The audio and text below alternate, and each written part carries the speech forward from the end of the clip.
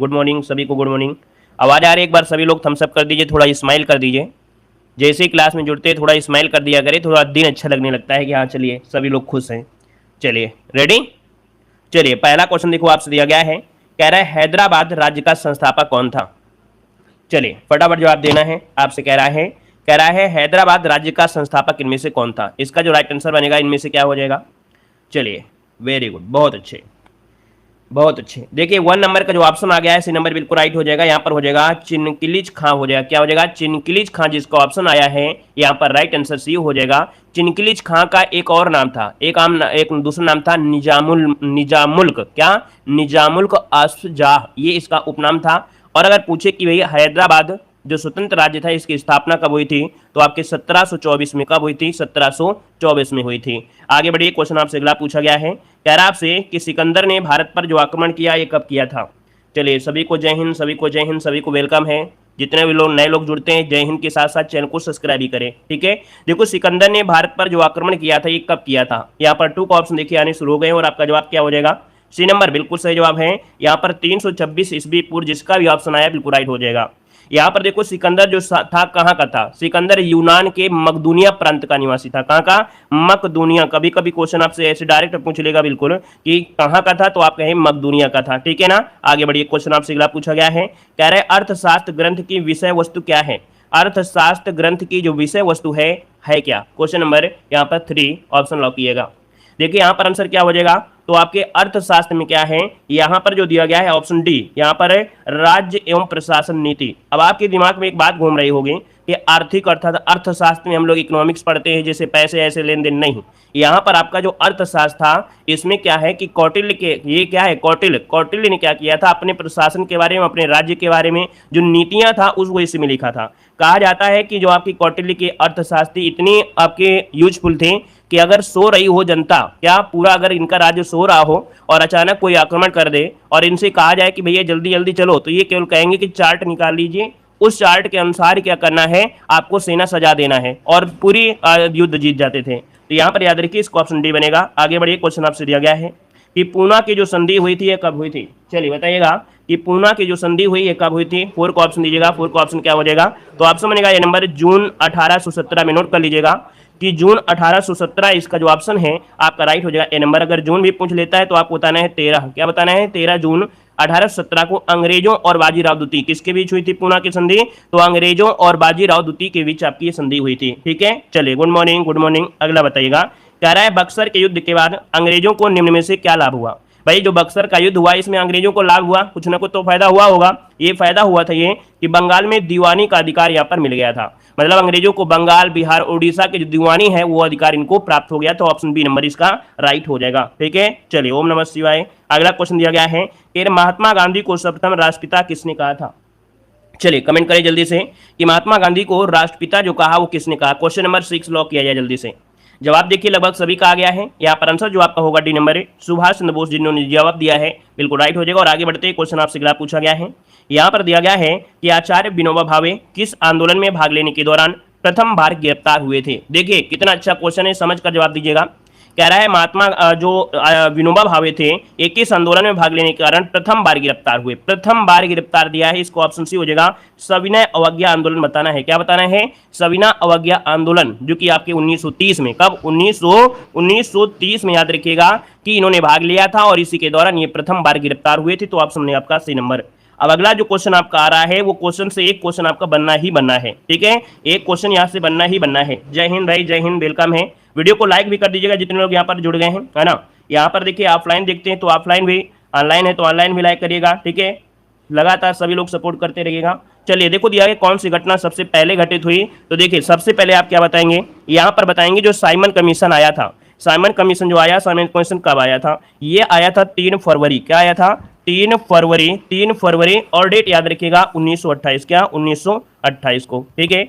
वहीं पर अगर हम बात करते हैं कौन सा, यहाँ पर जो आपका डांडी मार्च हुआ, ये डांडी मार्च कब हुआ था, तो ये हुआ था आपके कह सकते हैं 12 मार्च को। ये हुआ था 12 मार्च 1930 को हुआ था। वहीं पर गांधी इरविन समझौता जो हुआ ये कब हुआ था, तो ये 5 मार्च 1931 को हुआ था। ठीक है, भारत छोड़ो आंदोलन कब हुआ था? तो 9 अगस्त 1942 में। मतलब देखा जाए तो इसमें से आपको दिया गया है जो कि ऑप्शन सी वाला इसका राइट हो जाएगा। ठीक है, कौन सा ऑप्शन सी इसका राइट हो जाएगा। और आगे बढ़िए, क्वेश्चन दिया गया है, कह रहा है एक गुप्त सभा के रूप में अभिनव भारत की स्थापना किसने की थी? बताइए यहां पर जो आपका आंसर बनेगा इनमें से क्या हो जाएगा। चलिए, एक गुप्त सभा के रूप में अभिनव भारत की जो स्थापना की थी, 9 नंबर में ऑप्शन क्या हो जाएगा? B number. ये है आपके कौन? वीडी सावरकर। याद रखिए, वीडी सावरकर की अगर बात करते हैं तो ऑप्शन राइट हो जाएगा आपका बी नंबर। इन्होंने गुप्त समाज की स्थापना की कब? तो आपके दोस्तों याद रखिए 1904 इसका आंसर राइट हो जाएगा। ठीक है, आगे बढ़िए, क्वेश्चन आपसे अगला पूछा गया है, कह रहा आपसे सूची फर्स्ट को सूची सेकंड से क्या करना है? सुमेलित करना है। देखिए यहाँ पर आपका दिया गया क्रांतिकारी और दिया फांसी स्थल। कौन से क्रांतिकारी को कहां पर फांसी हुई थी? देखिए राम प्रसाद बिस्मिल की अगर बात करते हैं तो राम प्रसाद बिस्मिल यहाँ पर क्या हो जाएगा?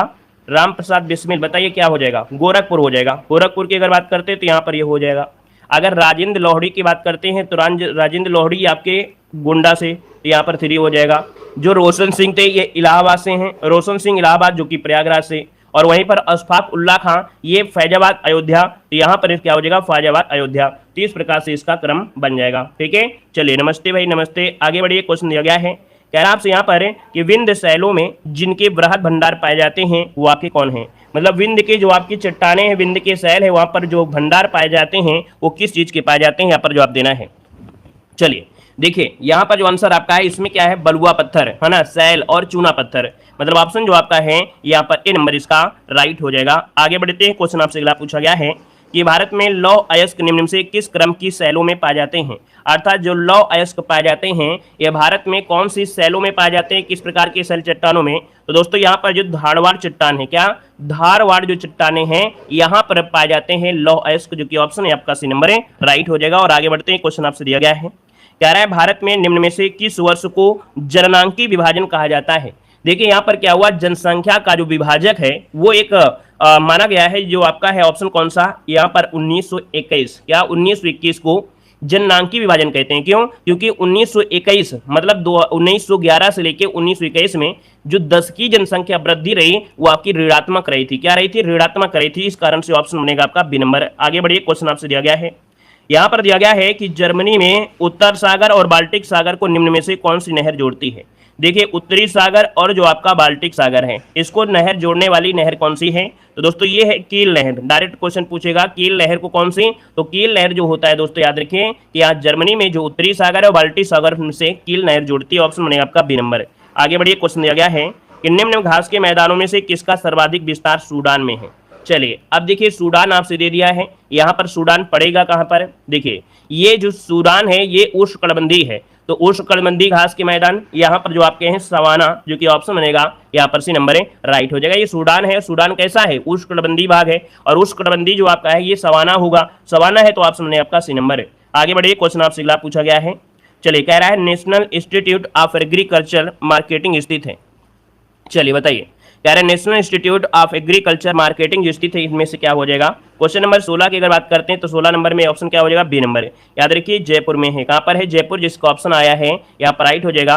और इसकी स्थापना जो हुई थी वो आपके 1988 में। कब हुई थी? 1988, इसका आंसर है राइट हो जाएगा। आगे बढ़िए, क्वेश्चन आपसे अगला पूछा गया है, कह रहा है कृषि जोत पर कर लगाने का सुझाव किस समिति द्वारा दिया गया था? कृषि जोत पर कर लगाने का जो सुझाव दिया गया था वो किस समिति के द्वारा दिया गया था? दोस्तों यहाँ पर आंसर आपका राइट हो जाएगा, यहाँ पर के.एन. राजन समिति। क्या? के.एन. राजन समिति ने कृषि जोत पर भी कर लगाने का सुझाव दिया। ऑप्शन राइट हो जाएगा आपका सी नंबर है। आगे बढ़िए, क्वेश्चन आपसे दिया गया है, कह रहा है फेमा अर्थात विदेशी मुद्रा प्रबंधन अधिनियम 1999 लागू किया गया था।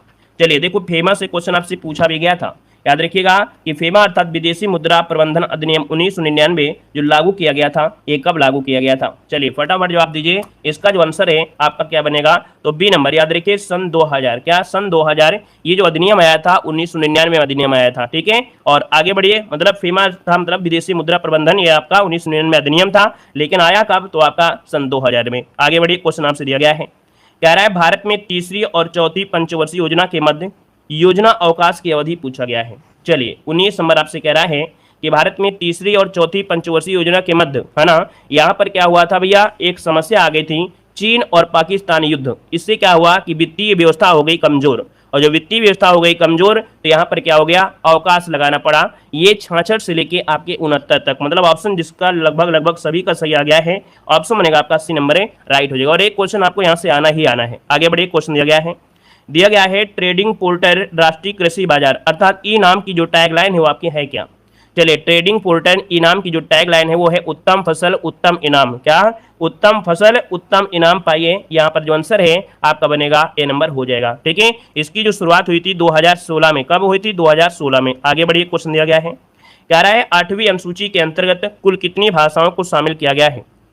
चलिए जवाब दीजिए कि 8वीं अनुसूची के अंतर्गत कुल कितनी भाषाओं को शामिल किया गया है। 21 का ऑप्शन में से क्या हो जाएगा। सभी का जवाब बिल्कुल आना जरूरी है। यहाँ पर देखिए ऑप्शन क्या बनेगा, सी नंबर है, यहाँ पर राइट हो जाएगा आपका 22 भाषाएं। कितनी हो जाएगा, 22 भाषाएं हो जाएंगे। और दोस्तों यहाँ पर मालूम है जो 14 भाषाएं वो प्रारंभ में ही आपके शामिल कर ली गई थी। ठीक है, आगे बढ़िए, क्वेश्चन आपसे अगला पूछा गया है, कह रहा है भारत के राष्ट्रपति व उपराष्ट्रपति के निर्वाचन के लिए न्यूनतम आयु कितनी होनी चाहिए। चलिए, भारत के राष्ट्रपति और उपराष्ट्रपति अगर आपको बनना है, ठीक है ना, तो इसके लिए न्यूनतम आयु होती है कितनी, तो आपका जवाब हो जाएगा यहाँ पर 35 वर्ष हो जाएगा। ठीक है, राष्ट्रपति, उपराष्ट्रपति और जो राज्यपाल, इनके बनने के लिए उम्र कितनी, 35 वर्ष होना आवश्यक है दोस्तों, याद रखिएगा। अगर क्वेश्चन ये पूछे राष्ट्रपति अपना त्यागपत्र किसको देता है, तो आपके उपराष्ट्रपति को देता है, और उपराष्ट्रपति अपना त्यागपत्र देता है तो आपके राष्ट्रपति को देता है, याद रख लीजिएगा। ठीक है, आगे बढ़िए, क्वेश्चन आपसे दिया गया है कि राज्यसभा का अध्यक्ष कौन होता है। चलिए जवाब देना है और गलतियां नहीं होना चाहिए, बेहतर क्वेश्चन आपके हैं और यही क्वेश्चन आपके पीछे पूछे जाते हैं। पिछली बार आपने देखा होगा यही से क्वेश्चन आपको बहुत देखने को मिले थे।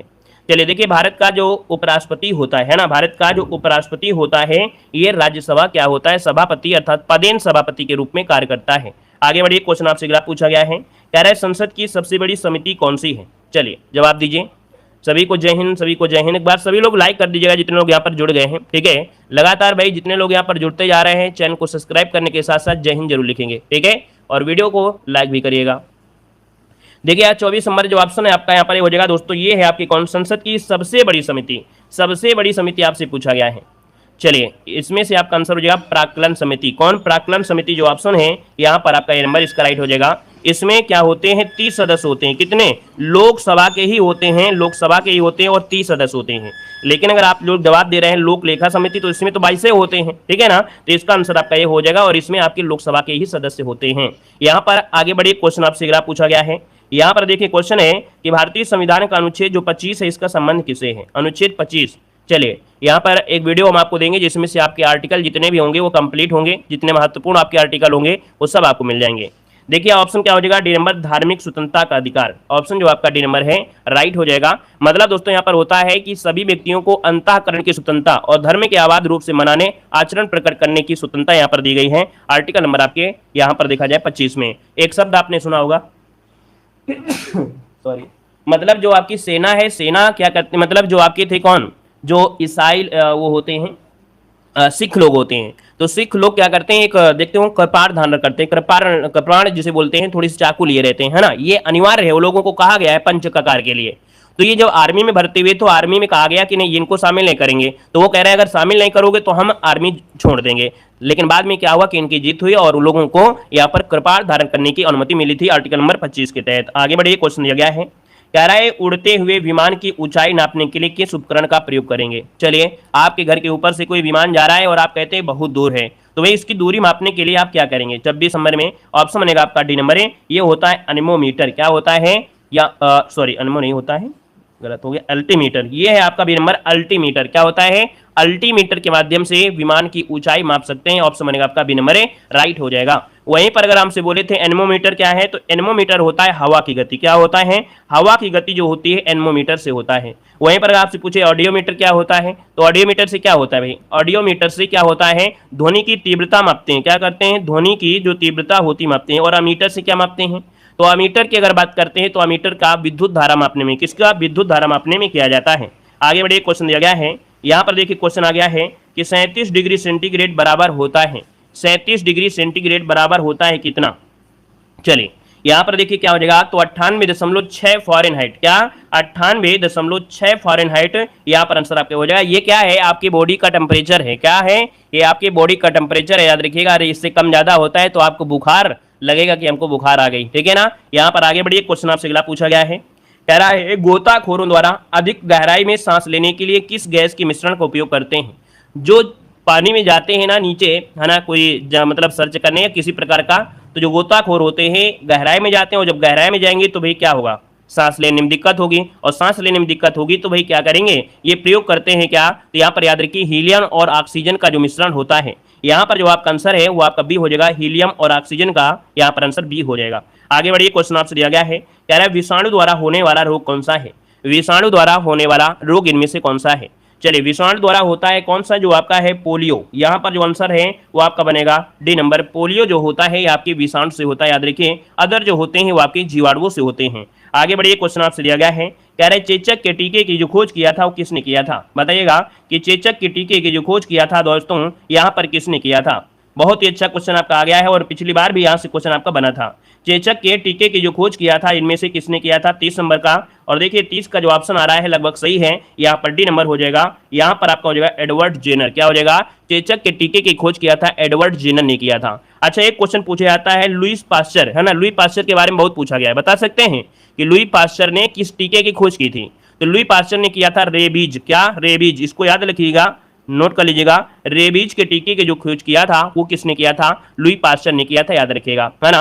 वहीं पर जो क्रिश्चियन बर्नार्ड का नाम आपने सुना होगा, इन्होंने प्रथम जो हृदय है, हृदय का प्रथम प्रतिस्थापन किया था, मतलब कृत्रिम हृदय जो आपका था वो उनसे आपका जुड़ा हुआ है। और यहाँ पर आगे बढ़िए, क्वेश्चन आपसे अगला पूछा गया है, कह रहा आपसे निम्न में से कौन सा शब्द आपका स्त्रीलिंग में है। चलिए, यहाँ पर जवाब देना है, हिंदी में आपको देखिए 5 क्वेश्चन आपको इस प्रकार से होंगे और आपका पैराग्राफ होता है। तो दोस्तों यहाँ पर कह रहा है मालिक, हे मालिक कैसे हो, है ना, कहार, पाठक, योगिनी, ऑप्शन देखिए क्या हो गया, डी नंबर, बिल्कुल सही जवाब है। योगिनी शब्द जो आपका है वो आपका स्त्रीलिंग शब्द आपका है, याद रखिएगा, है ना। और अगर शब्द एक ये हो जाता योगी, बताइए, अगर योगी हो जाता तो क्या बताते, योगी हो जाता तो आप पुल्लिंग बताते, याद रखिएगा, योगी है तो पुल्लिंग और योगिनी है तो आपका स्त्रीलिंग, याद रहेगा। आगे बढ़िए, क्वेश्चन आपसे अगला पूछा गया है, निम्न में से कौन सा शब्द आपका पुल्लिंग है, कौन सा शब्द आपका पुल्लिंग है। यहाँ पर देखिए आपका 32 नंबर में 32 की अगर बात कर लिया जाए तो दोस्तों यहाँ पर देखिए नायिका, लेखिका, धावक और वधु, ऑप्शन क्या हो गया है, डी नंबर, वधु जो धावक जो ऑप्शन है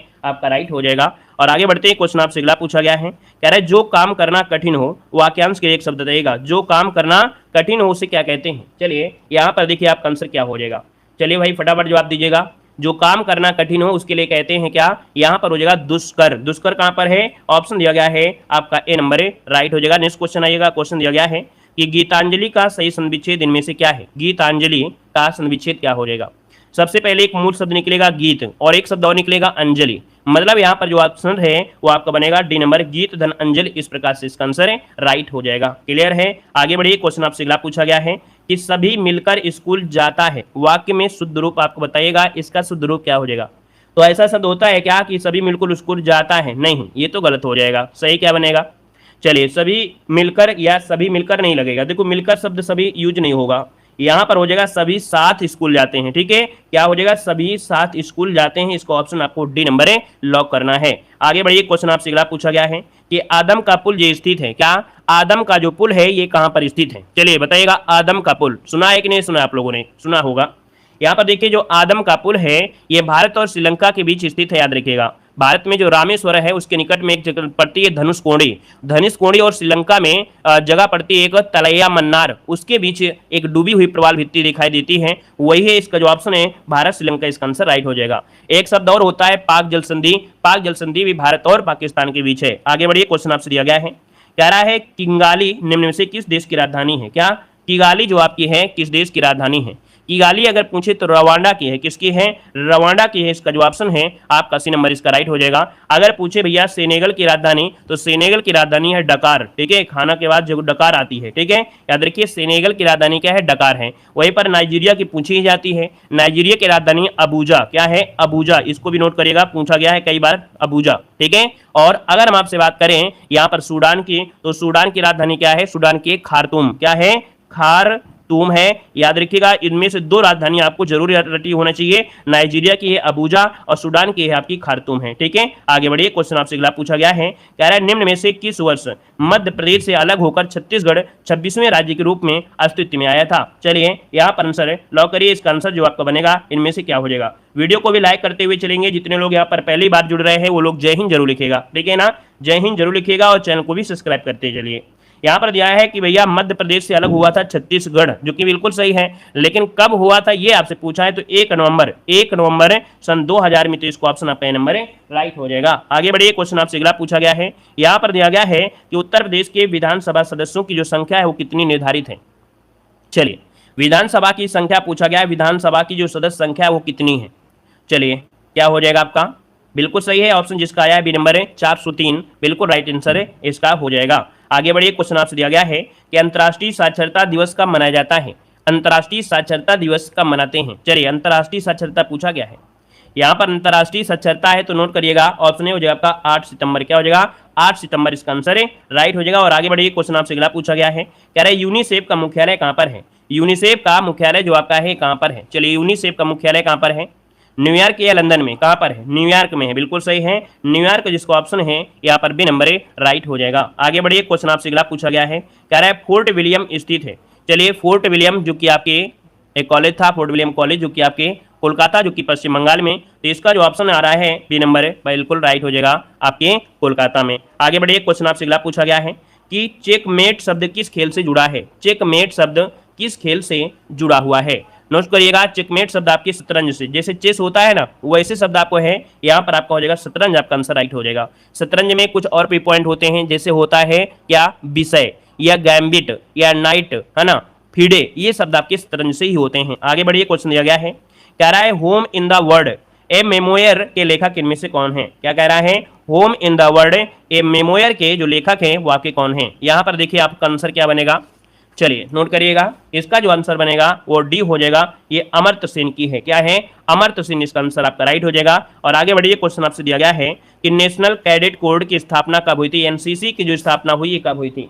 यहाँ पर याद रखिए 1948, क्या हो जाएगा 1948, जो कि ऑप्शन है यहाँ पर बी नंबर है, 1948 में हुई थी, याद रखिए, है ना। इसका उद्देश्य क्या था कि जो आपके भारत की रक्षा के लिए जो युवक है, युवतियां हैं, उनको जागरूक किया जाए, आत्मरक्षा के लिए इनको तैयार किया जाए, ठीक है। और इनका जो आदर्श वाक्य था एकता और अनुशासन, क्या था, एनसीसी का जो आपका आदर्श वाक्य है एकता और अनुशासन है। आगे बढ़िए, क्वेश्चन आपसे दिया गया है, यहाँ पर देखिए करंट अफेयर का क्वेश्चन है, जो कि अपडेटेड करंट अफेयर होते हैं। कह रहे किस अंतर्राष्ट्रीय अंतरिक्ष एजेंसी द्वारा अंतरिक्ष यान के संचालन के लिए भाप का सफलतापूर्वक उपयोग किया जाता है, आपसे कह सकते हैं। चलिए, यहाँ पर आंसर दीजिएगा, करंट अफेयर से क्वेश्चन आपका है, यहाँ पर जो आपका आंसर है इनमें से राइट क्या हो जाएगा। चलिए, यहाँ पर जो आपका आंसर है इनमें से राइट क्या हो सकता है। देखिए, यहाँ पर जो आपका आंसर ए नंबर हो जाएगा कि किस अंतर्राष्ट्रीय, तो आपका दोस्तों याद रखिए जाक्सा, यहाँ पर जो जाक्सा अंतरिक्ष यान है इसके द्वारा भाप का सफलतापूर्वक उपयोग किया गया है। यहाँ पर जो आंसर है आपका ए नंबर इसका राइट हो जाएगा। और आगे बढ़िए, क्वेश्चन आपसे अगला पूछा गया है, कह रहा है 6 दिसंबर 2022 को, देखिए 6 दिसंबर 2022 को डॉक्टर भीमराव अंबेडकर का कौन सा महापरिनिर्वाण दिवस मनाया गया। ये क्या है, महापरिनिर्वाण दिवस पूछा गया है, याद रखिएगा, ठीक है ना। यहाँ पर जो आपका आंसर इनमें से क्या हो जाएगा, देखो जन्म दिवस होता हम 14 अप्रैल में आते, लेकिन आपसे कह रहा है कि 6 दिसंबर 2022 को डॉक्टर भीमराव अंबेडकर का महापरिनिर्वाण, मतलब जैसे कि बुद्ध की मृत्यु हुई थी इसी प्रकार इनकी मृत्यु को महापरिनिर्वाण कहा गया है। तो यहाँ पर आंसर जो आपका बनेगा वो आपका सी हो जाएगा, 67वें नंबर का, क्या 67वें नंबर का है, यहाँ पर आंसर आपका सी हो जाएगा। और देखिए लास्ट 6 मंथ का करंट अफेयर तो आपको पढ़ना ही पढ़ना अनिवार्य है। देखिए, बंगाल की खाड़ी में आने वाले चक्रवाती तूफान मंडौर, क्या दिया है, मंडौस का नामकरण किस देश के द्वारा किया गया है। ये चीजें हमने आपको पढ़ाया भी था नामकरण संबंधित। देखिए, ऑप्शन डी हो जाएगा संयुक्त अरब अमीरात, इसका आंसर है राइट हो जाएगा। संयुक्त अरब अमीरात में ही जो आपके बंगाल की खाड़ी में आया था चक्रवात आपका मंडौस, उसका नाम दिया है संयुक्त अरब अमीरात ने। आगे बढ़िए, क्वेश्चन आपसे दिया गया है कि ऑक्सफोर्ड द्वारा 2022 के लिए कौन सा सबसे चर्चित शब्द चुना गया था। चलिए, दिसंबर के क्वेश्चन आपके हैं, यहाँ पर बताइएगा कि ऑक्सफोर्ड द्वारा वर्ष 2022 के लिए कौन सा सबसे चर्चित शब्द आपका चुना गया था। यहाँ पर आंसर क्या हो जाएगा, तो आंसर सी हो जाएगा, ये है आपका गोबलिन मोड। क्या है, गोबलिन मोड, इसका ऑप्शन आपका सी नंबर है राइट हो जाएगा। नेक्स्ट क्वेश्चन कराते हैं। क्वेश्चन दिया गया है कि भारत के किस शहर में विश्व का पहला गोल्ड एटीएम स्थापित किया गया है। बताइएगा कि भारत के किस शहर में पहला गोल्ड एटीएम स्थापित किया गया है। ऑप्शन बनेगा बी नंबर आपके हैदराबाद में। कहां पर, हैदराबाद जिसका ऑप्शन है यहाँ पर राइट हो जाएगा। और करंट अफेयर की डेली क्लास लीजिए, डेली क्लास लेंगे तो आपको ये सब क्वेश्चन रट जाएंगे, आपको ये नहीं लगेगा कि नहीं हमको बहुत कुछ करना है। बस डेली क्लास जितना हम देते जाए उसका रिवीजन करते जाइए, उसको पढ़ते जाइए। ये मत समझिए कि नहीं इसको तो हमने पढ़ लिया है, जितना हम पढ़ाते जाए उसको पढ़ लीजिएगा, पूरे के 10 नंबर आपको मिलेंगे। यहाँ पर देखिए अगला क्वेश्चन दिया गया है कि काजीरंगा परियोजना का भारत सहयोगी राष्ट्र इनमें से कौन सा है। काजीरंगा जो कि राष्ट्रीय उद्यान कहाँ पर, असम में है। इसका कह रहा है सहयोगी राष्ट्र इनमें से कौन सा है। सहयोगी राष्ट्र आपका है, याद रखिएगा ऑप्शन डी फ्रांस है। याद रखिए फ्रांस इसका आंसर है, राइट हो जाएगा। और आगे बढ़िए, क्वेश्चन दिया गया है कि दिव्यांग विभाग गठित करने वाला, है ना, दिव्यांग विभाग गठित करने वाला भारत का पहला राज्य इनमें से कौन सा है। दोस्तों आप विकलांग मत बोलिएगा किसी को, ठीक है ना, क्योंकि मोदी जी ने कहा है कि विकलांग नहीं बोलना है, ये है दिव्यांग, है ना, जिसका कोई ना कोई गड़बड़ होता है तो उसको भगवान कुछ ना कुछ ऐसी पावर जरूर देता है जो कि एक दिव्य शक्ति होती है उसके अंदर। यहाँ पर देखिए आपका आंसर क्या हो जाएगा, बी नंबर है। यहाँ पर महाराष्ट्र इसका आंसर आपका बी नंबर है, राइट हो जाएगा। और आगे बढ़िए, क्वेश्चन दिया गया है कि भारत के किस महिला खिलाड़ी को para badminton player of the year 2022 से नामित किया गया है। चलिए यहाँ पर आंसर क्या हो जाएगा, तो दोस्तों दिसंबर में आपके मनीषा रामदास, कौन है, मनीषा रामदास को para badminton player of the year 2022 ये सम्मानित किया गया। तो ऑप्शन बनेगा आपका यहाँ पर ए नंबर है। आगे बढ़िए, क्वेश्चन आपसे दिया गया है, कह रहा है सुमेरु ज्वालामुखी किस देश में सक्रिय हुआ है। देखिए एक ज्वालामुखी है जो अभी सक्रिय हुआ है, ये सक्रिय हुआ है आपकी इंडोनेशिया में, ठीक है। सुमेरु ज्वालामुखी कहाँ पर, तो आपकी इंडोनेशिया इसको हम डी बनेगा। अगला बताएगा, कह रहा है फोर्ब्स द्वारा जारी विश्व की 100 सबसे शक्तिशाली महिलाओं की सूची में कितनी भारतीय महिलाओं को भी शामिल किया गया है।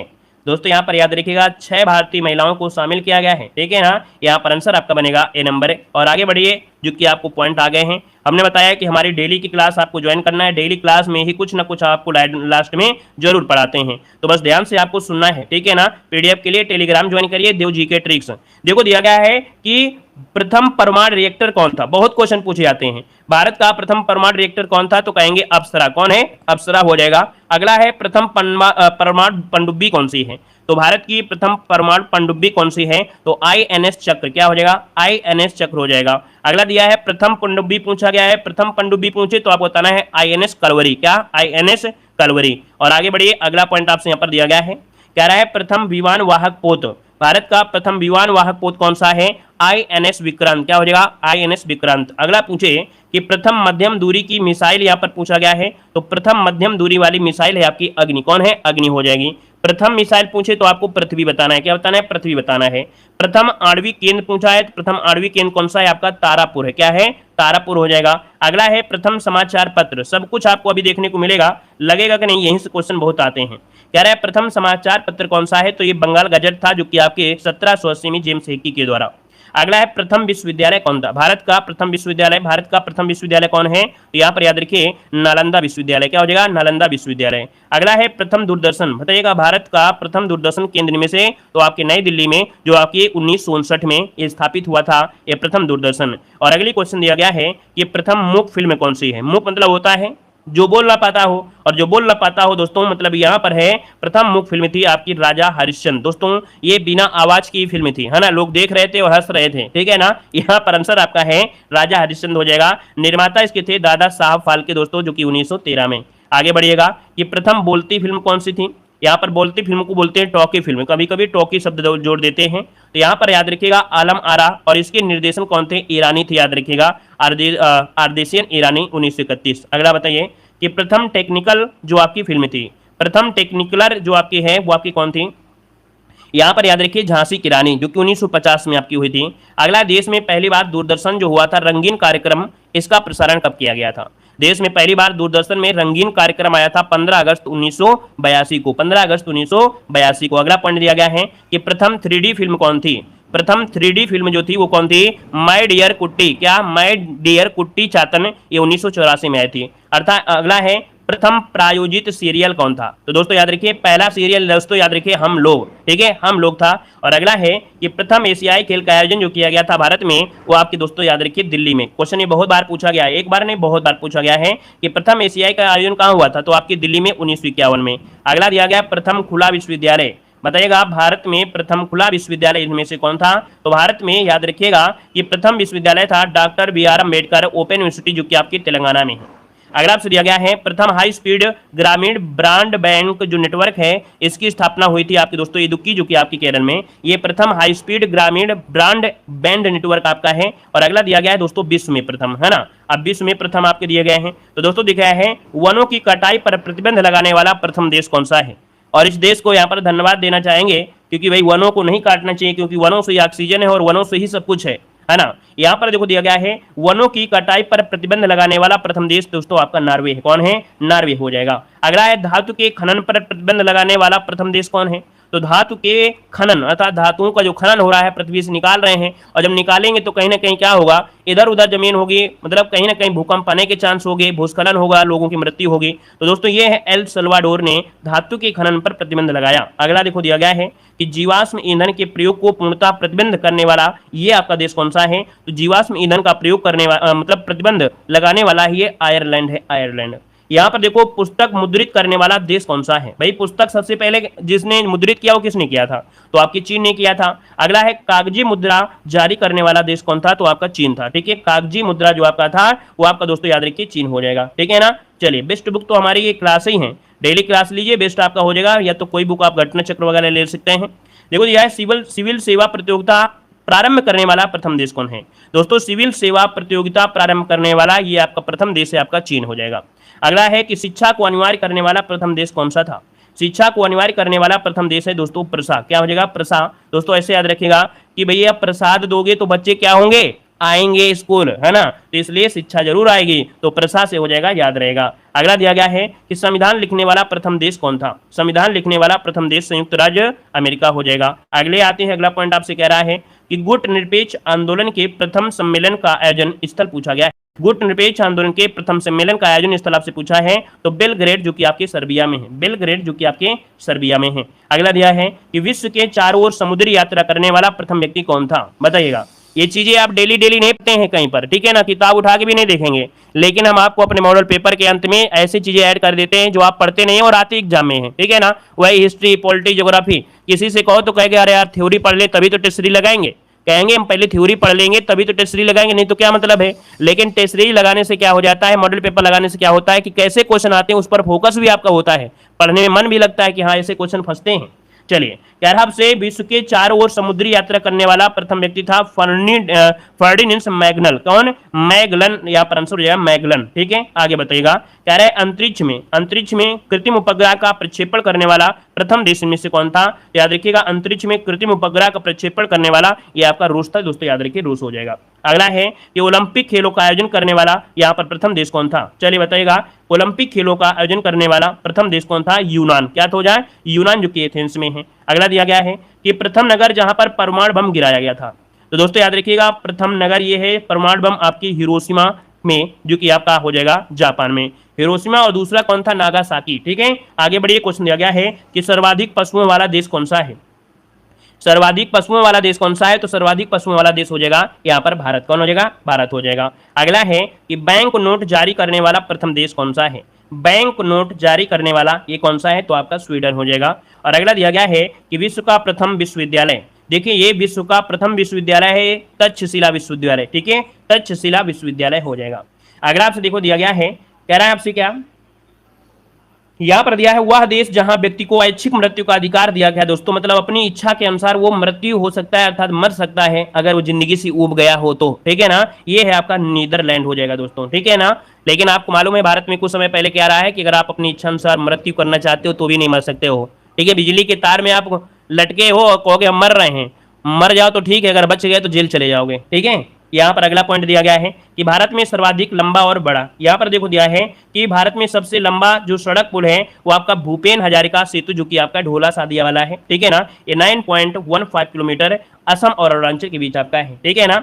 अच्छा, ये जो आपके ये वाले पॉइंट हम आपको कल पढ़ाएंगे, लेकिन कुछ और भी पॉइंट है, कुछ नहीं है, काफी पॉइंट अभी आपके हैं। यहाँ पर एक मंदिर दिया है त्योहारों का शहर। दोस्तों एक शब्द होता है त्योहारों का शहर किसे कहते हैं? तो आपके मदुरई को कहा जाता है। किसे कहा जाता है? मदुरई। यहाँ पर डेली त्योहार होते हैं, है ना। यहाँ पर आगे बढ़िए, अगला पॉइंट दिया गया है अंतरिक्ष का शहर कौन सा है? तो दोस्तों अंतरिक्ष का शहर हो जाएगा बेंगलुरु। क्या हो जाएगा? बेंगलुरु हो जाएगा। अब यहाँ पर थोड़ा फास्ट तरीके से यहाँ पर कुछ जो झीलें हैं हमने पढ़ाया भी है। देखो बुलर झील पूछे, बुलर झील कहाँ पर है? तो बुलर झील भारत की मीठे पानी की सबसे बड़ी झील है जो कि आपके जम्मू कश्मीर में है और ये गोखुर झील है। कैसी है? गोखुर झील है। अगला है कि डल झील कहां पर है? तो देखिए डल झील कहां पर है? आपके जम्मू कश्मीर में। कहां पर? जम्मू कश्मीर में। लोनार झील ये महाराष्ट्र में है। क्वेश्चन एक बनता है कि जो आपकी लोनार झील है ये कैसी झील है? ये क्रेटर झील है। कैसी है? क्रेटर झील है। मतलब कि ज्वालामुखी से निर्मित झील है आपकी। कौन सी? लोनार। ये आपके महाराष्ट्र में है। अगला दिया गया सांभर झील। सांभर झील जो कि आपके देखिए कहां पर है? राजस्थान में है और ये कैसी है? खारे पानी की झील है। कैसी है? खारे पानी की अंता झील है। यहां पर आंसर आपका ये हो गया। नक्की झील कहां पर है? तो नक्की झील के यहां पर है आपके राजस्थान में है। एक शब्द और होता है राजस। तो राजसमंद झील कहां पर है? आपके राजस्थान में, जिसमें एक शब्द आपको दिया है राज और यहां भी दिया है राज, तो ये भी आपको याद हो जाएगा। अगला दिया गया चिल्का झील। देखिए चिल्का झील की अगर बात करते हैं तो ये जो झील है आपके कहां पर है? उड़ीसा में है। चिल्का झील कहां पर है? आपके उड़ीसा में है और ये झील कैसी है? ये तटीय झील है, अर्थात इसे बोलते हैं लैगून झील। लैगून मतलब ये हुआ जो समुद्र किनारे जो भी आपकी झील होती हैं उनको तटीय भी कह देते हैं, इनको लैगून भी कह देते हैं। और ये भारत की लंबाई के हिसाब से देखा जाए तो भी आपकी सबसे बड़ी झील आपकी है चिल्का झील और ये खारे पानी की झील है।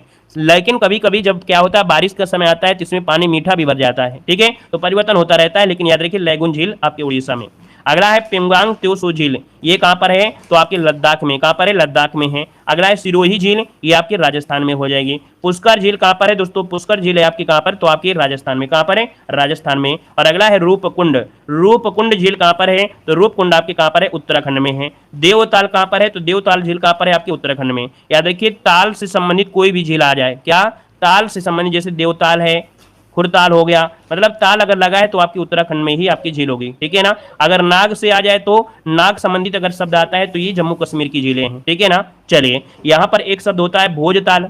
अब आप कहेंगे सर आपने बताया है कि ताल शब्द आ जाए तो वो आपके उत्तराखंड में होगा, लेकिन एक आपकी झील ऐसी है भोजताल, और भोज ये कहां से? आपके मध्य प्रदेश से। तो भोजताल जो आपकी है ये मध्य प्रदेश में थी, तो इसको केवल याद रख लीजिएगा। अदर जहां भी ताल मिल जाए वो आपके उत्तराखंड जाना है। अगला देखो दिया गया है पेरियार झील। देखिए पेरियार झील की अगर बात करते हैं तो ये कैसी है? आपकी केरल में आपकी है। कहां पर है? केरल की आपकी झील है, केरल में आपकी है पेरियार। और अगला है बिम्बनाथ झील। देखिए बिम्बनाथ झील जो आपकी है यहाँ पर क्या होता है? ये केरल में है और ये जो आपकी बिम्बनाथ झील है इसमें क्या होता है? नौकायान। आपने खेल सुना होगा कि जो ओणम होता है वहां पर दोस्तों क्या होता है? नौका दौड़ होती है। नौका दौड़ जो होती है वो बिम्बनाथ झील में ही आपकी होती है, याद रखिएगा। ठीक है, आगे बढ़िए। अगला पॉइंट देखो दिया गया है, कह रहा है हमारे शरीर में सबसे बड़ा ज्वाइंट जो जोड़ होता है वो किस जगह पर होता है? हमारे शरीर में सबसे बड़ा ज्वाइंट जो होता है वो किस जगह पर? याद रखिए जो घुटना होता है, क्या घुटना होता है, यहाँ का ज्वाइंट सबसे बड़ा होता है, याद रखिएगा। अगला दिया गया है बिहू। ये किस राज्य का प्रसिद्ध त्योहार है? बिहू जो है ये किस राज्य का प्रसिद्ध त्योहार है? तो बिहू आपका है असम का है और यहाँ से क्वेश्चन बनता है। ये 3 बार मनाया जाता है, साल में 3 बार होता है। मतलब कृषि से मतलब जब फसल कटती है तो फसल जब 3 बार होती है तो तीनों बार ये मनाया जाता है, याद रखिएगा। असम है। अगला है किस ग्रह को लाल ग्रह के नाम से जानते हैं? किस ग्रह को लाल ग्रह के नाम से जानते हैं? दोस्तों ये लाल ग्रह है आपका मंगल ग्रह है। याद रखिए क्वेश्चन होता है सबसे ज्यादा उपग्रह किसके हैं? चलिए कमेंट करें जल्दी से। सबसे ज्यादा उपग्रह या सबसे ज्यादा चंद्रमा कौन से ग्रह के हैं? बताइए जल्दी से कि सबसे ज्यादा यहाँ पर चंद्रमा या कह सकते हैं सबसे ज्यादा उपग्रह। याद रखिए कभी कोई क्वेश्चन में चंद्रमा शब्द दे देता है तो घबराइएगा नहीं कि यहाँ पृथ्वी का एक है तो चंद्रमा है और कहाँ से आएगा। उपग्रह को ही चंद्रमा कहते हैं। याद रखिए शनि क्या हो जाएगा? शनि के आपके जो उपग्रह हैं वो किसके हैं? आपके शनि के सबसे ज्यादा है, लगभग 145 के लमसम है। वहीं पर जो आपका बृहस्पति है उसके लगभग आपके 94 या 95 के हैं करीब। ठीक है, आगे बताइए। बृहस्पति नहीं है भाई, बृहस्पति के 94 लगभग 95 हैं, लेकिन शनि के सबसे ज्यादा हो चुके हैं। याद रखिए अपडेट क्वेश्चन। अगला दिया है भारत में सबसे पहले सूर्य किस राज्य में निकलता है? भारत में सबसे पहले जो सूर्य निकलता है वो अरुणाचल प्रदेश में निकलता है। कहां पर? अरुणाचल प्रदेश में निकलता है। अगला है किस जगह को दुनिया की छत के नाम से जानते हैं? किस जगह को दुनिया के छत के नाम से जानते हैं? तो आपके तिब्बत को जाना जाता है, तिब्बत को जानते हैं। अगला दिया है भारत की मुख्य भूमि का दक्षिणतम बिंदु या किनारा इनमें से कौन है? भारत की मुख्य भूमि का दक्षिणतम बिंदु या किनारा कौन सा है? तो ये है आपका कन्याकुमारी। ठीक है, कन्याकुमारी इसका हो जाएगा। अगला दिया गया है सबसे बड़ा महासागर कौन सा है? सबसे बड़ा महासागर, तो दोस्तों याद रखिए भारत ने विश्व में सबसे बड़ा महासागर कौन है? प्रशांत महासागर है। दोस्तों याद रखिएगा प्रशांत महासागर में एक खाई है आपकी मेरियाना गर्त। कौन है? मेरियाना गर्त जो आपकी है वो आपकी इसी में है, जो सबसे गहरी आपकी खाई है। ठीक है, अगला बताइएगा पंजाबी भाषा किस लिपि में लिखी जाती है? तो पंजाबी भाषा आपकी गुरमुखी लिपि में लिखी जाती है। अगला दिया गया है कि दुनिया में सबसे ज्यादा बोली जाने वाली भाषा आपकी कौन सी है। तो दोस्तों यहाँ पर अभी हमने बताया था कि सबसे पहले अंग्रेजी, अंग्रेजी के बाद यहाँ पर चाइना और चाइनीज के बाद आपकी हिंदी, मतलब पहले अंग्रेजी है, फिर दूसरे में मंदारिन है और तीसरे में क्या है आपकी हिंदी है, याद रखिएगा। ठीक है, अगला है हमारे दिमाग का 80% हिस्सा किससे बना होता है। हमारा जो दिमाग है उसका कितना परसेंट, आपका जो 80% होता है वो बना होता है आपके पानी से ही होता है। ठीक है, चलिए यहाँ पर देखिए कुछ पॉइंट और आपके दिए गए हैं। ठीक है ना, कह रहा है विश्व का सबसे बड़ा महाद्वीप कौन सा है, तो एशिया, जो कि क्षेत्रफल के हिसाब से लगभग 30% है। विश्व का सबसे छोटा महाद्वीप कौन सा है, तो आपका ऑस्ट्रेलिया। विश्व का सबसे बड़ा महासागर प्रशांत महासागर। विश्व का सबसे छोटा महासागर तो आपका आर्कटिक महासागर। विश्व का सबसे गहरा महासागर है तो सबसे गहरा आपका प्रशांत महासागर हो जाएगा। सबसे बड़ा यहाँ पर दिया है कि विश्व का सबसे बड़ा सागर, तो देखो सागर, ये महासागर है और ये सागर है, तो सागर पूछे तो आपको दक्षिण चीन सागर ये सबसे बड़ा है। विश्व की सबसे बड़ी खाई कौन सी है, तो विश्व की सबसे बड़ी खाई है मैक्सिको की खाड़ी। विश्व का सबसे बड़ा द्वीप कौन सा है, तो यहाँ पर याद रखिए ग्रीनलैंड हो जाएगा, सबसे बड़ा द्वीप हो जाएगा। विश्व का सबसे बड़ा द्वीप कौन सा है, तो आपका इंडोनेशिया में बहुत ज्यादा आपके हैं। ठीक है ना, और अगला है कि विश्व की सबसे लंबी नदी कौन सी है, तो विश्व की सबसे लंबी नदी कौन सी है, नील नदी है। विश्व की सबसे बड़ी अपवाह क्षेत्र के हिसाब से कौन सी है, तो विश्व में सबसे बड़ी अपवाह क्षेत्र के हिसाब से अमेजन नदी है। अमेजन जो आपकी है अमेजन हो जाएगा दक्षिण अमेरिका में। विश्व की सबसे बड़ी सहायक नदी तो आपकी ये मेडिरा नदी है, जो कि अमेजन की आपकी सबसे बड़ी है। तो इस प्रकार से ये क्लास दोस्तों आपकी कंप्लीट होती है। हमने बताया कि हमारे मॉडल पेपर अगर आप देखते हैं तो मॉडल पेपर के बाद ये क्लास आपके पॉइंट में जरूर देखा करें। लास्ट में हम 10 से 15 मिनट आपको वन लाइनर शॉर्ट में पढ़ाते हैं, जो कि आप कम समय। जय हिंद, वंदे मातरम।